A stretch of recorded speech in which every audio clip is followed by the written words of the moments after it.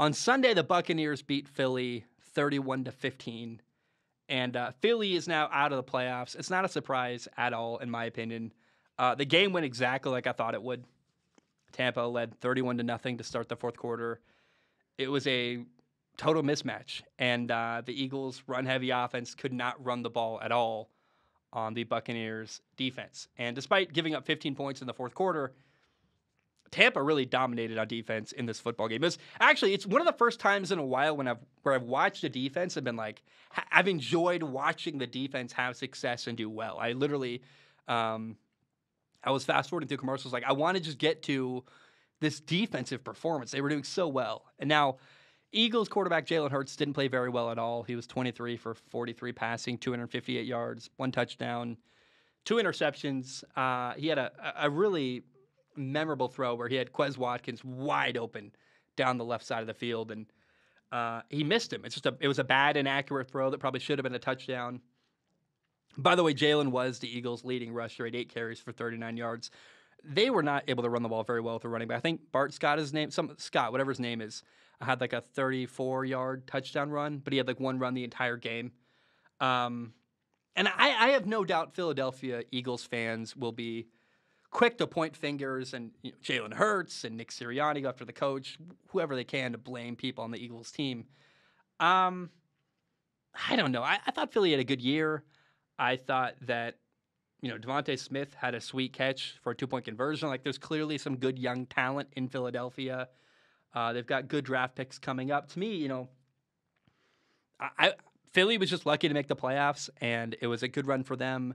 They really, I thought, overachieved a little bit, actually, in my opinion, and Tampa was just a terrible mismatch. So if you're like an Eagles fan who's mad your team lost, I think you're wrong. I think you should be glad your team got there, and they did the best they could with the team they had, and the future is exciting. I mean, the matchup for them playing against the best run defense in the entire NFL could not have been worse for them.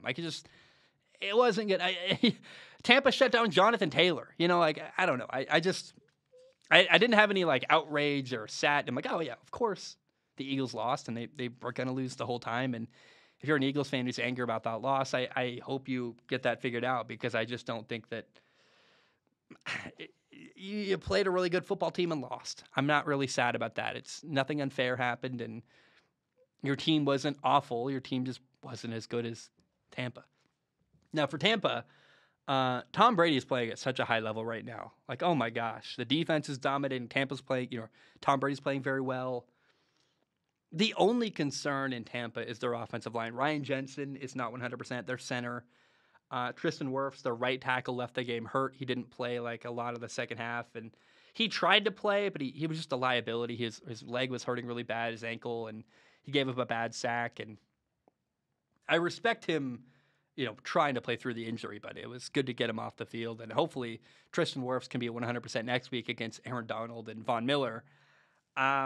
Look, if this offensive line can get healthy and stay healthy, then I would not be surprised at all to see Tampa win another Super Bowl. But that's a big if. I mean, as well as the defense is playing, as well as Tom Brady's playing, which he's on fire right now, the offensive line concerns me a lot. And we'll learn a lot against the Rams, how healthy or not Tampa Bay's offensive line is. But that's a huge deciding factor. You got 3 games left, and if your offensive line isn't doing well, you're not going to win all 3 games in a row to win a Super Bowl with Tampa.